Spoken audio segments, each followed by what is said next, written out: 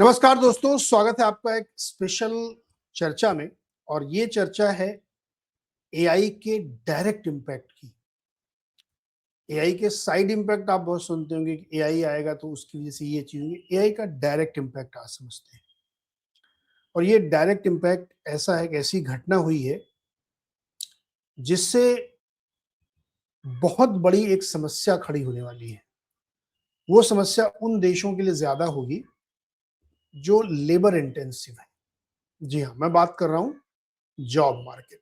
Job market के लिए AI कितना मुश्किल पैदा कर सकता है, कितना ज्यादा समस्याजनक हो सकता है, इसका अंदाजा एक छोटी घटना से लगाते हैं जो अमेरिका में हुई है।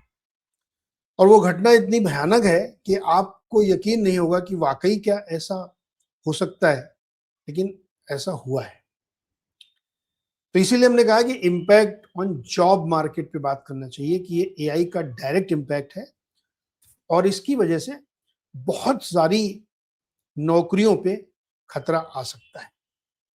पिछला वीडियो जब हमने बनाया था हार्वर्ड यूनिवर्सिटी की एक रिसर्च पे, जिसमें कहा गया था कि एक्टिव फंड मैनेजर्स की नौकरियां मुश्किल में आएंगी, क्योंकि डेटा शो कर रहा है, एक रिसर्च शो कर रही है जो बैक टेस्टिंग थी 33 साल की, उसमें ये कहा गया था कि 71% फैसले जो एक्टिव फंड मैनेजर्स लेते हैं वो एआई के मॉडल ले सकता है बहुत आसानी से, फ्रैक्शन ऑफ सेकेंड पे।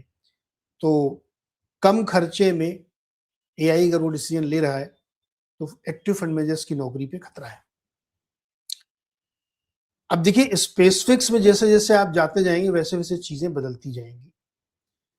आज हम चर्चा इसलिए कर रहे हैं कि एक ताजी घटना हुई है। एक कंपनी है, नाम जिसका है ब्लॉक। आपने जैक डॉर्सी का नाम जरूर सुना होगा। ट्विटर के को फाउंडर थे, बहुत लंबे समय तक सीईओ थे, भारत में थे, काफी विवाद उनको लेकर के हुआ था। जैक डॉर्सी की कंपनी थी, जब उन्होंने इस ट्विटर से बाहर निकले छोड़ा तो उन्होंने अपनी एक कंपनी बनाई, इसका नाम है ब्लॉक। ये एक फिनटेक कंपनी है। ब्लॉक ने अचानक परसों फैसला लिया कि वो अपने लगभग आधे एम्प्लॉय यानी 4000 लोगों को एक झटके में निकाल देगा। उस कंपनी में टोटल 10,000 लोग नौकरी करते हैं, जिसमें से 4000 लोगों को एक झटके में नौकरी से निकाला जा रहा है। केवल 6000 लोग या उससे कम बचेंगे। तो वो ये खबर इसलिए महत्वपूर्ण है कि संख्या 4000 किसी कंपनी की टोटल वर्कफोर्स का ऑलमोस्ट 50% है, और वो भी एक झटके में। 150, 5, 10 का एट्रिशन चलता है। 10,000 लोगों की अगर स्ट्रेंथ है तो उसमें 10-20 लोग आते जाते रहते हैं, कुछ आए कुछ गए, तो वो बहुत नहीं होता। लेकिन एक झटके में ऑलमोस्ट 50% वर्कफोर्स को निकाल देना, ये बड़ी खबर है। क्यों निकाला है? The companies laying of staff become of AI tools potentially making them redundant. यानी एआई की वजह से इतने लोग काम के नहीं हैं, उनकी जरूरत कंपनी को नहीं है, इसलिए उनको नौकरी से निकाला जा रहा है। और जैक डॉर्सी ने ट्विटर पे एक लंबा सा x, now it is x, उस पे थ्रेड लिखा है, रीजनिंग दी है कि वो क्यों निकाल रहे हैं। मजबूरी में फैसला ले रहे हैं, लेकिन उनको ये लेना पड़ेगा। इसी फैसले की आज हम लोग विवेचना समझते हैं कि एआई कितना बड़ा खतरा बन के आ रहा है नौकरियों के लिए। वो आपको समझना चाहिए, कंपनियों को समझना चाहिए, देश को समझना चाहिए, इंसानों को, आम आदमियों को समझना चाहिए कि एआई क्या कर सकता है। एआई अब एक कल्पना या एक दूर की कौड़ी, अच्छा देखेंगे जब आए वाली सिचुएशन में नहीं है, आ चुका है। और ये बात टीएनएस चैनल आपको लगातार, जब से चैनल बनाया मैंने 1 साल से, और उससे भी पहले जब मैं नौकरी कर रहा तब से मैं कह रहा हूं कि एआई को बहुत सीरियसली लीजिए। और अब उसके घटनाक्रम लगातार हमें दिख रहे हैं। तो ये बातें बहुत दिन से चल रही हैं, लेकिन आज चूंकि इस कंपनी में दो ही चीजें महत्वपूर्ण थी जिसकी इसमें बात कर रहा हूं। एक तो आधी वर्कफोर्स एक झटके में निकाल देना एआई की वजह से, क्योंकि वो रिडंडेंट हो रहे हैं। ये बड़ी बात है, half work force in one go, that's really really big. आप कल्पना करिए कि अपने यहाँ की टीसीएस में अगर 4-5-6 लाख लोग 4 लाख लोग मान लीजिए नौकरी कर रहे हैं, उसमें से 2 लाख एक साथ निकाल दूं मैं, ये 1.5 लाख निकाल दूं, बिग न्यूज। इसलिए इसको समझना चाहिए। आगे बढ़ते हैं। जैक डोर्सी ने जो नोट लिखा उसमें क्या कहा उन्होंने? जैक डोर्सी ने कहा the move as one of the hardest decisions, बड़ा कठिन फैसला था। देखिए, किसी की नौकरी से किसी को निकालने में किसी को मजा नहीं आता। मैं इस बात को मानता हूं कि कोई भी एम्प्लॉयर सैडिस्टिक प्लेजर के लिए किसी को नौकरी से नहीं निकालता।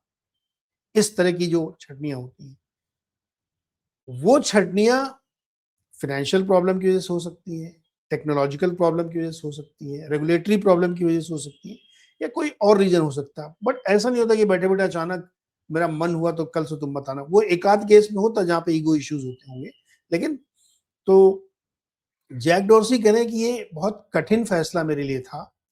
इन द कंपनीज हिस्ट्री, जब से हमने बनाया है, ये पहला फैसला है जो सबसे टफ था मेरे लिए।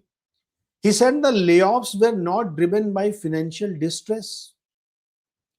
पैसे की समस्या नहीं थी, वित्तीय प्रॉब्लम नहीं है। Stating that the gross profit continues to grow and profitability is improving. Gross profit बढ़ रहा है, प्रॉफिटेबिलिटी इंप्रूव हो रही है, फाइनेंशियल कोई प्रॉब्लम नहीं है, फिर भी हमको ये कठिन फैसला लेना पड़ा और 4,000 लोगों की नौकरी गई। Instead, he pointed to rapid advances in intelligence tools. आगे वो क्या उन्होंने बताया, जो पूरे लेटर में लिखा उसका जिस्ट, उन्होंने पॉइंट आउट किया कि rapid advances in intelligence tools and shift towards smaller flatter teams as the reason for the restructuring. इसलिए मुझे ये फैसला लेना पड़ा, वित्तीय समस्याओं की वजह से नहीं, क्योंकि अब इंटेलिजेंस के बहुत सारे ऐसे टूल आ गए हैं जिसमें बहुत तेजी से काम हो सकता है, छोटी टीम से काम हो सकता है, एक फ्लैट ऑर्गेनाइजेशन बनाया जा सकता है, यानी बहुत छोटे कर्मचारी, फिर उनसे फिर उनसे फिर उनसे middle level, senior level, trainee, ऐसा नहीं है। एक फ्लैट ऑर्गेनाइजेशन बनाया जा सकता है। इस वजह से मुझे ये रिस्ट्रक्चरिंग करनी पड़ी और फाइनेंशियल की कोई रीजन नहीं थी। आइए आगे चलते हैं। ये जैक डोर्सी का जो ट्वीट है उसका मैंने कॉन्टेक्स्ट निकाल के यहां पे आपको रखा आपके सामने। जैक डोर्सी कहते हैं मेरे पास 2 विकल्प थे, इस फैसले को लेने के लिए मेरे पास 2 ऑप्शन थे। I had 2 options. The first was cut gradually over months और years as this shift plays out. धीरे धीरे करके हर महीने 10, 20, 50 लोगों को निकालिए, कई सालों तक निकालते रहिए और धीरे धीरे करके आप अपने ऑर्गेनाइजेशन को लीन बना लीजिए। एक ऑप्शन ये था कि जो रिस्ट्रक्चरिंग करनी है इसको फेज्ड मैनर में करें, कि आपने हर महीने 50 लोगों को निकालने के लिया तो साल भर में 600 लोग निकाले, 2 साल में 1200 लोग निकाले, या आपने 100 लोग निकालने तय किया तो 1200 लोग निकल गए, 4 साल में निकल जाएंगे 4000 से ज्यादा लोग। एक ऑप्शन ये था, कर सकते थे वो, ऐसा कोई दबाव नहीं था उनके ऊपर। यूएस तो बहुत ओपन मार्केट है, वहां इस तरह के फोर्सेज नहीं होता, मार्केट ड्रिवन है, तो कंपनी अपने आप हायर एंड फायर करती है। तो एक ऑप्शन उनके पास ये था। फिर वो कहते हैं कि दूसरा ऑप्शन मेरे पास क्या था, be honest about where we are and act on it now. हम ईमानदारी से इस बात को एसेस करें कि आज हम जहां पे खड़े हुए हैं, ये फैसला हमें तुरंत और अभी लेना पड़ेगा। सेकंड ऑप्शन ये था कि यानी एक झटके में खत्म करो, लिंगर ऑन मत करो। 4,000 निकालने हैं, 1,000 निकालोगे हर साल तो 4 साल लगेंगे, 2,000 निकालोगे तो 2 साल लगेंगे, महीने में तो पता नहीं कितने महीने लग जाएंगे। तो इसलिए एक बेटर ऑप्शन था कि एक झटके में कट इट ऑफ, खत्म करिए, क्यों खत्म करिए? क्योंकि जिस जगह पे हम खड़े हैं, जिस जंक्शन पे हम खड़े हैं, हमारी कंपनी खड़ी है, उस समय लीन और फ्लैटर करना जरूरी है। तो दूसरा ऑप्शन ये था। आगे कहते हैं वो कि आई चोज द लेटर, मैंने दूसरा वाला ऑप्शन लिया कि एक बार में छटनी कर दो। Repeated rounds of cuts are, अच्छा क्यों करें ऐसा, ये भी आप बहुत इंपॉर्टेंट देखिए, क्यों हमें सेकंड ऑप्शन ज्यादा बेटर लगा, वो उसको उसकी रीजनिंग दे रहे हैं। Repeated rounds of cuts are destructive to morale, यानी अगर मैं बार बार ये छटनी करूंगा 100-150 लोगों की, तो ये कंपनी का मोरल खराब करेगा, फोकस खराब करेगा, and to the trust that customer and shareholder place in our ability to lead. Shareholder और कस्टमर के मन में भी एक अविश्वास पैदा होगा कि यार यार कंपनी ठीक नहीं चल रही, इनके हर महीने छटनी चलती है, चल क्या रहा है इस कंपनी में, ये होता है। हम लोग भी भारत में देखते हैं, अगर कहीं हर महीने या हर 6 महीने में लोगों की छटनी हो रही तो डाउट क्रिएट होता है यार कि कुछ तो गड़बड़ है, कुछ तो गड़बड़ है, ये चल क्या रहा है। एक झटके में निकाल दोगे तो बात वहां से आगे बढ़ गई। तो वो यही रीजनिंग दे रहे हैं। I would rather take a hard, clear action now and build from a position we believe in than manage a slow reduction of people toward the same outcome. हमने एक कड़ा फैसला लिया कि एक झटके में निकालेंगे, क्योंकि धीरे धीरे निकालने का भी वही परिणाम होगा कि 4,000 लोग निकलेंगे, और एक झटके में निकालेंगे तो भी 4,000 निकलेंगे। लेकिन अगर हमने वन टाइम का स्ट्राइक लिया तो हमें ज्यादा आसानी होगी बाकी चीजों को बाद में मैनेज करने। A smaller company also gives us the space to grow our businesses right way or on our own terms. हमारे अपनी शर्तों पे छोटे ऑर्गेनाइजेशन को ग्रो कराना ज्यादा सही तरीके से हो सकता है, instead of constantly reacting to the market pressure. बहुत इंपॉर्टेंट बात है आखिरी वाली, instead of constantly reacting to market pressure, यानी हर दिन एक नया इनोवेशन हो रहा है, कुछ नया प्रेशर बिल्ड हो रहा है, कोई नया एआई आ रहा है, कोई नया मॉडल आ रहा है। जैसे परप्लेक्सिटी में एक नया मॉडल लेके आए, परप्लेक्सिटी कंप्यूटर, उसमें 19 मॉडल एक साथ डाल दिए। अब आपको अलग अलग चीजों के लिए नहीं चाहिए, सब एक साथ उन्होंने एक नया मॉडल बना दिया। कल ही लॉन्च किया है, 25 फरवरी को लॉन्च किया परप्लेक्सिटी में, इसका नाम है परप्लेक्सिटी कंप्यूटर। उसमें 19 मॉडल उन्होंने डाले, सब एक ही जगह पे, वन स्टॉप शॉप। तो उनका कहना है जैक डॉर्सी का कि रोज रोज ये चीजें होंगी और मैं रोज रोज कुछ करूं, इससे बेटर कि एक टाइम में करूं। That is the reasoning. फिर वो आगे क्या कहते हैं, we are not making this decision because we are in trouble, हमको इस दिक्कत में नहीं है इसलिए भी डिसीजन नहीं ले रहे हैं। Our business is strong, gross profit continues to grow, we continue to serve more and more customers and profitability is improving, but something has changed. धंधा बढ़िया चल रहा है, प्रॉफिट हो रहा है, कस्टमर है, प्रॉफिटेबिलिटी है, सब कुछ इंप्रूव हो रहा है, बट समथिंग हैज चेंज, लेकिन कुछ बदल गया है। सब कुछ ठीक के बावजूद कुछ बदल गया है। क्या? We are already seeing that the intelligence tools we are creating and using paired with the smaller flatter teams are enabling a new way of working which fundamentally changes what it means to build and run a company, and that's accelerating rapidly. कुछ बदल रहा है। हम लोग जो छोटी छोटी टीमों में इंप्लीमेंट कर रहे हैं इन चीजों को, उससे ये पता चल रहा है कि फंडामेंटली स्ट्रॉन्ग, फास्टर, एक्यूरेट काम हो सकता है, इसलिए उसको चेंज करना पड़ेगा। बावजूद इसके कि करंट ऑर्गेनाइजेशन करंट सेटअप में ठीक चल रहा है, लेकिन आगे जाते हुए दिक्कत आ सकती है, क्योंकि बार बार ये बात निकल के आती है कि AI is nothing but speed. 10 लोगों का काम एक आदमी कर सकता है, बहुत ही कॉम्प्लेक्स काम को एक आदमी कर सकता है, बहुत कम समय में कर सकता है, बहुत एफिशिएंटली कर सकता है, इसलिए नंबर ऑफ मैन पावर कम चाहिए। तो ये बात वो जस्टिफाई करते हैं। अफेक्टेड एम्प्लॉइज के लिए उन्होंने ऐसा नहीं कि उन्होंने एक बहुत ही गंदा ले ऑफ निकाला, उन्होंने क्या किया है कि 20 हफ्ते की सैलरी और 1 हफ्ता पर ईयर यू सर्व्ड, यानी अगर मान लीजिए आप 5 साल से नौकरी कर रहे हैं तो 20 हफ्ते plus 5 week, 1 week for every year served, तो 25 हफ्ते की आपको सैलरी मिलेगी। They will also receive equity vested through the end of May, यानी उनको जो ईसॉप वगैरह मिले होंगे उनकी वेस्टिंग मई तक करा सकते हैं आप, वो हो सकता है। 6 months of health care coverage, 6 महीने का हेल्थ केयर कवरेज मिलता रहेगा उनको। कॉर्पोरेट डिवाइसेस जो भी लैपटॉप मोबाइल वगैरह मिले वो सब आप ले जाइए। And $5,000 in transition support. आप जगह बदलेगी, ट्रांसफर होगा, इधर उधर जाएंगे, घर चेंज करेंगे तो $5,000 की वो भी सपोर्ट मिलेगी। International terms will very based on local loss. अगर आप किसी दूसरे देश में यूएस का तो वहां के जो लोकल लॉज होंगे उनके हिसाब से ये कंडीशन बदलेंगी। तो ये बुरा सेपरेशन नहीं था, मेरे ख्याल में कंपनियां ऐसे ही करती है, जो एक डिसेंट पिंक स्लिप थमाई जाती है उसमें ये चीज होती है। Now come to this chart.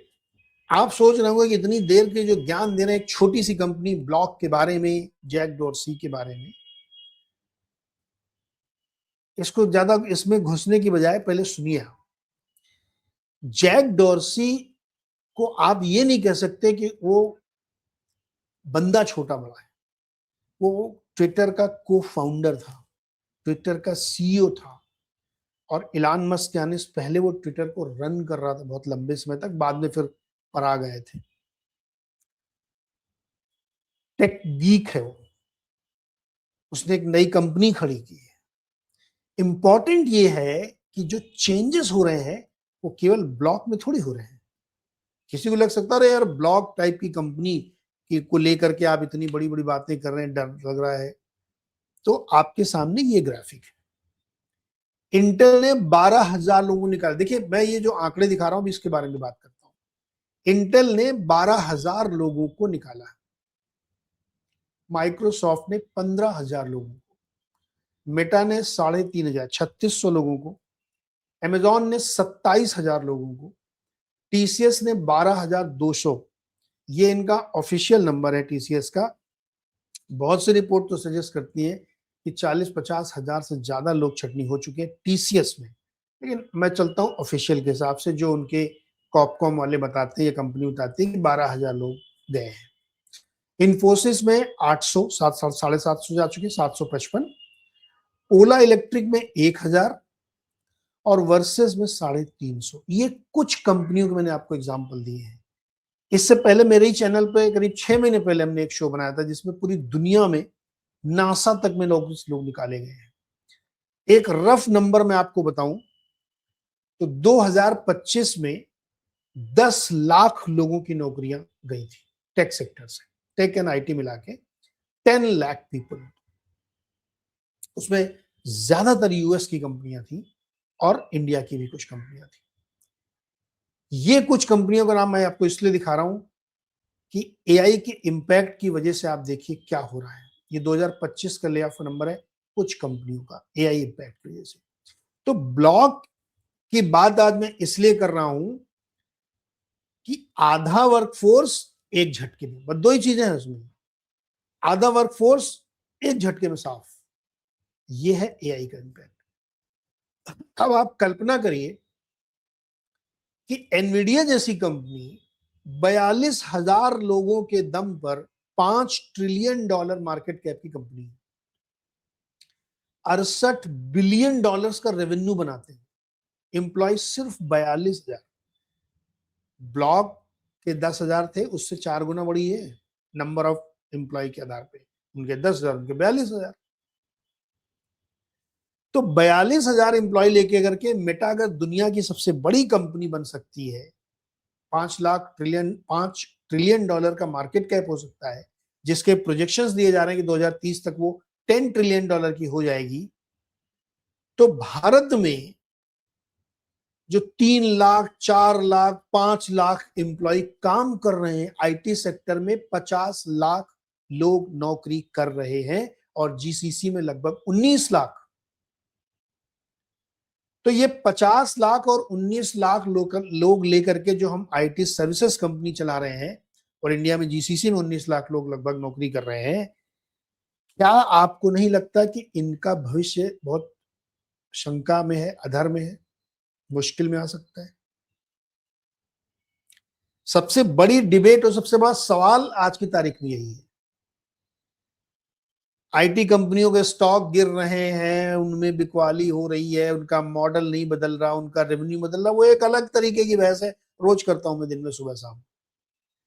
But बड़ी समस्या ये है कि अगर ये सिनेरियो बन रहा है तो आईटी में जो 50 लाख लोग नौकरी कर रहे हैं और जो जीसीसी में अदर देन 19 लाख लोग नौकरी कर रहे हैं, उनका क्या होगा? क्या वहां पे एक मुश्किल है? ये सवाल है। मैं ओनस नहीं ले रहा हूं क्योंकि लोग फिर बहुत बुरा मान जाते हैं, लेकिन ये क्वेश्चन है कि ये तो मैं खाली दो सेक्टर बता रहा हूं, इसके अलावा भी जितनी भी प्रकार की सर्विसेज कंपनी है, just for your sake of the knowledge, bank एक सर्विस सेक्टर है। वहां पे सर्विस प्रदान की जाती है, कमोडिटी का ट्रांजैक्शन नहीं होता है।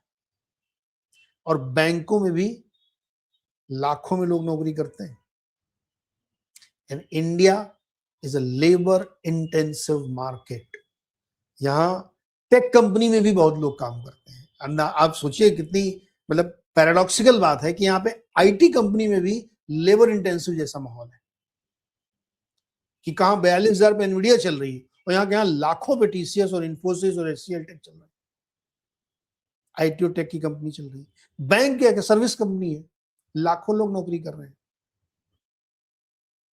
मोबाइल कंपनियां जो मोबाइल सर्विसेज देती हैं, उसमें देखिए आप कितने हजारों लोग नौकरी कर रहे हैं।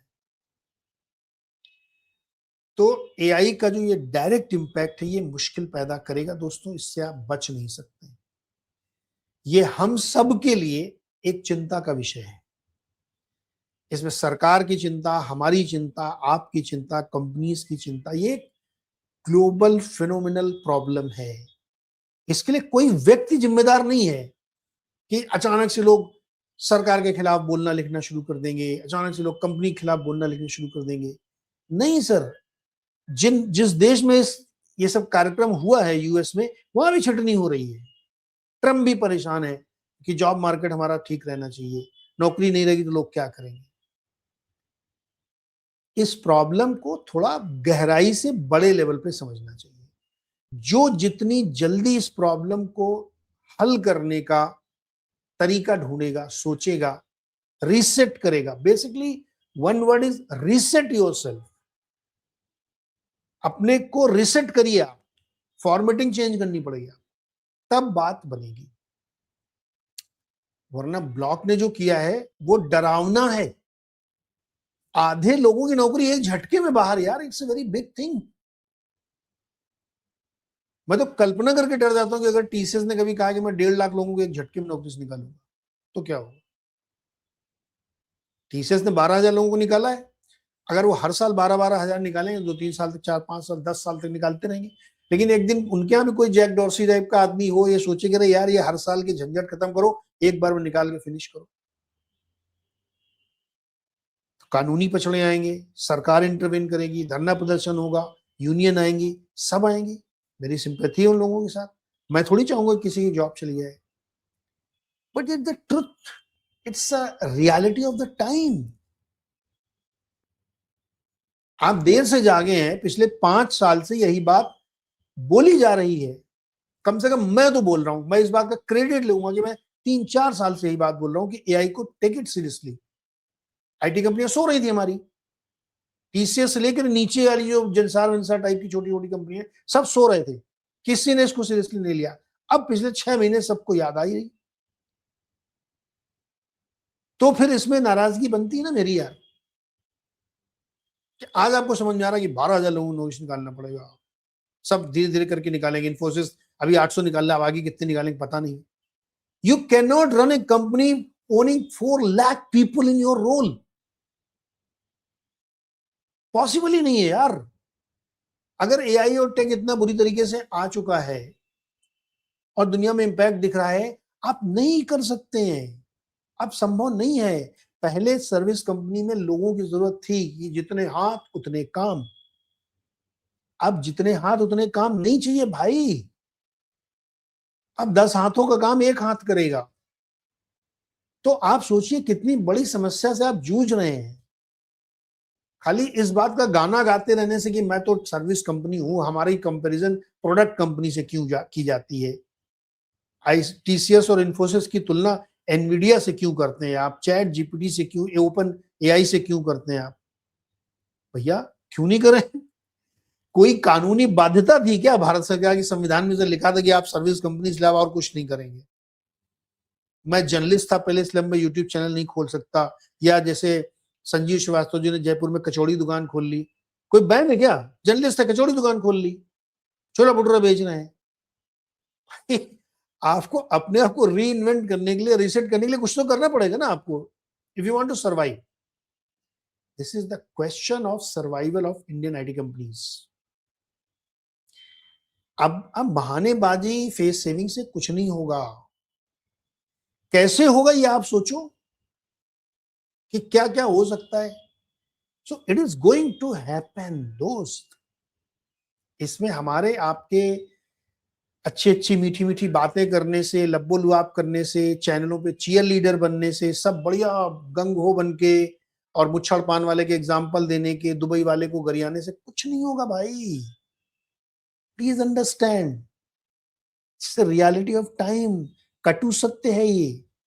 इसके लिए कोई जिम्मेदार भी नहीं है कि आप ही को जिम्मेदार ठहरा दिया कि नहीं भलाने जी की वजह से ऐसा हुआ है। हम सब ने कलेक्टिवली मिलकर ये गुड़ गोबर कर रखा है।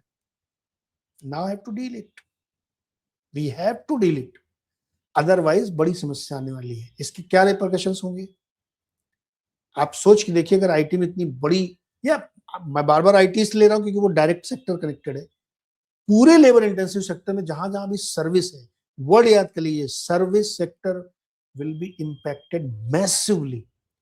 और उन सर्विस सेक्टर में अगर जॉब की प्रॉब्लम हो गई तो उसका सेकेंड लेग इफेक्ट आएगा, रियल एस्टेट में आएगा, पक्का आएगा, कंजम्पशन में आएगा, ईएमआई में आएगा, बड़ी बड़ी पढ़ाई जो आप करते हैं उसमें आएगा। तो आपको मतलब सोच के देखिए, आप खाली मैं नहीं, आप खुद सोचना कि क्या क्या दिक्कतें आ सकती हैं। इसलिए जब जागो तब सवेरा। और ये जैक डॉर्सी की घटना सिर्फ मैंने आज आपको इसलिए बताई कि बहुत सारे लोग भारत में जो कंपनियां रन कर रहे हैं, ओनर्स, वो अभी भी नहीं जाग रहे हैं। उनको बहुत तेजी से इस पे काम करना पड़ेगा। कैसे करेंगे? मेरे पास कोई सोल्यूशन नहीं कि मैं बताऊं ये अलग करो, आप सोचिए कैसे आप करेंगे, but you have to do it. Otherwise बहुत बड़ी समस्या कंपनी के लिए, देश के लिए होगी ही। तो ये एक छोटी सी खबर थी जिसको मैंने इतना एक्सप्लेन किया, और पिछले कई सालों से मैं एक्सप्लेन कर रहा हूं। एआई एआई चिल्ला चिल्ला के मेरा गला सूख गया है। अब कम से कम थोड़ा थोड़ा लोग जागने लगे हैं, लेकिन अभी भी कुछ चीयर लीडर हैं जो इसको इग्नोर कर रहे हैं। ये थी पूरी कहानी दोस्तों। मैंने आपको ये सब इसलिए समझाया, सिखाया, बताया कि अगर आप नहीं ठीक करेंगे, कंपनियां नहीं ठीक करेंगी, तो एक बहुत मुश्किल आने वाली है। और एआई का इम्पैक्ट सबसे भयानक जॉब मार्केट पे ही होगा। और भारत एक लेबर इंटेंसिव कंट्री है। 50 लाख लोग आईटी सेक्टर में आज भी नौकरी करते हैं, और हम सब का मिला के जितना मार्केट कैप है, वो वहां की सबसे छोटी, one of the smallest company, शायद ओपन एआई का मार्केट कैप या इवन एंथ्रोपिक का मार्केट कैप $350 बिलियन है। हमारी पूरी आईटी कंपनी मिला के भी उससे छोटी है। तो समय है जागने का, समय है चीजों को ठीक करने का, और ये एक वार्निंग है। होपफुली आपको इससे काफी मदद मिलेगी समझने में चीजों को, देश दुनिया में क्या बदल रहा है। मेरा उद्देश्य सिर्फ ये कि मैक्रो पिक्चर आपके सामने पेंट करूं कि how world is changing and how you should prepare yourself.